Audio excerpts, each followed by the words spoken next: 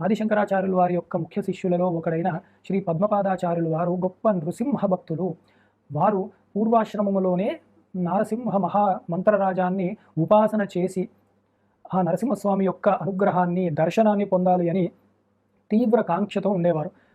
వారు ఒక సమయంలో అడవి ప్రాంతంలో అంటే ఏకాంతాన్ని ఎంచుకుని వారు అక్కడే తపస్సు చేసుకుంటూ ఉండగా ఆ అడవి ప్రాంతంలో ఉన్న ఒకానొక బోయవాడు చూసి, అయ్యగారు మీరు ఏం చేస్తున్నారు? రోజు తిండి తిప్పలు మానేసి ఇక్కడే కూర్చొని ఏమిటో చింతిస్తూ కూర్చున్నారు. ఎందుకు? ఏమి కావాలి మీకిక్కడ? మీకు ఏదైనా కావాలంటే నేను చెప్తాను అన్నాడు. లేదు నాయనా నీవిచ్చేదేం కాదు. నన్ను వదిలేయి నీవు ఒంటరిగా అని చెప్తూ ఉండేవారు. కానీ చింతన చేస్తున్నారాయన. ఎందుకంటే తత్వము, నరసింహ తత్వము విచారణ చేస్తే కానీ అర్థం కాదు. తర్వాత మళ్ళీ ఆ బోయేవాడు రోజు రావడము, అయ్యగారు మీరు అలా కూర్చొని విచారముగా ఉంటే నాకు అర్థం కావట్లేదు. నేను ఏదైనా సహాయం చేయాలా? విచారము అని తాను అనుకున్నాడు. విచారణ చేస్తున్నారు పద్మపాదాచార్యులు వారు.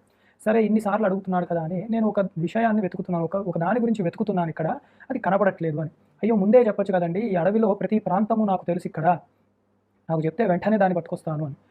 సరే చెప్దాం కనీసం అలా పని పెడితే అన్నా వచ్చి ఆ బోయేవాడు ఊరికే ఇబ్బంది పెట్టడు అని చెప్పి ఇందాక మనము చూసిన ఆ నారసింహ తత్వం ఆ ధ్యాన శ్లోకంలో ఉన్న వివరాలను మంత్రరాజములో ఎలాగైతే నృసింహస్వామిని ఉగ్రముగా, వీరుడుగా, మహాజ్వరితముగా ఉన్న ఆ శరీరముతో ఎలా ఉన్నాడో సర్వవ్యాపి అయినవాడు, మృత్యువుని పారద్రోలి జ్ఞానాన్ని ఇచ్చే స్వరూపం ఏదైతే ఉన్నదో అంతటా వ్యాపించి ఉన్న విష్ణు పరమాత్మ తత్వం ఆ నారసింహస్వామిగా ముఖము సింహముతో శరీరము మనుష్యునిగా ఎలా ఉంటుందో ఆ వర్ణనంతా ఆ బోయవాడితో విన్నవించుకున్నారు. అంటే ఒక రకంగా ఉపదేశమే అయినది ఆ బోయవాడికి.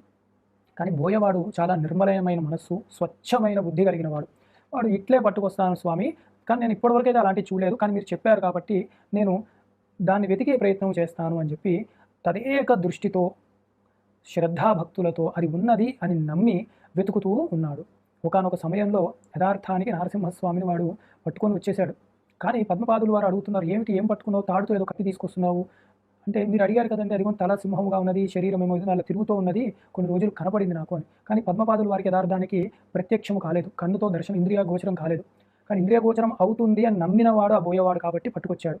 అప్పుడు ఓరుమని ఏడ్చి పద్మపాదాచార్యులు వారు ఆ నరసింహస్వామి ఉన్నారక్కడ, కానీ అవ్యక్తుడుగా ఉన్నారని తెలుసుకున్న వారు నమస్కరించి ఆ బోయవాడికి కూడా చాలా కృతజ్ఞతలు చెప్పి ప్రార్థించారు. స్వామి నాకు ఎందుకు దర్శనం ఇవ్వట్లేరు మీరు అంటే, నీకు నేను అవ్యక్తముగానే గోచరిస్తాను.